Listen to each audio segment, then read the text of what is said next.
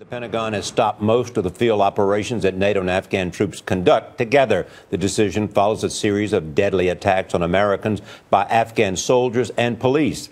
David Martin was the first to report this story. He's at the Pentagon. David, good morning.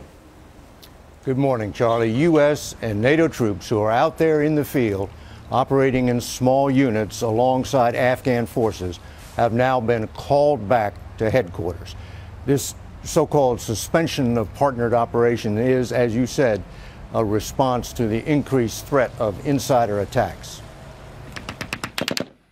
36 times this year, Afghan soldiers or policemen have turned their guns on the NATO troops who are trying to help them. 51 have been killed, most of them American. Joint Chiefs Chairman General Martin Dempsey calls these insider attacks a very serious threat to the campaign. Ryan Crocker, until recently the American ambassador in Afghanistan, put it differently. I think we underestimate at our peril a resilient enemy finding a new mechanism.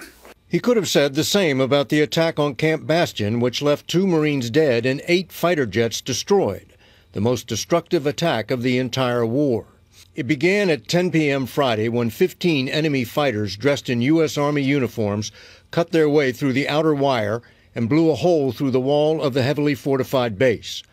Armed with automatic weapons, rocket-propelled grenade launchers, and suicide vests, they split into teams. One went for the Harrier jet fighters, another for the fueling stations, and a third for the helicopters. Within 30 minutes, the damage was done, although it would take another 2 hours before a quick reaction force killed 14 of the attackers and captured 1. NATO and Afghan troops will still work together in headquarters, in training, and on those special operations, night raids, but the bread and butter of Afghan and NATO troops patrolling side by side has been suspended unless an exception is granted by a commanding general, and no one is willing to say how long this will last. David Martin, thank you.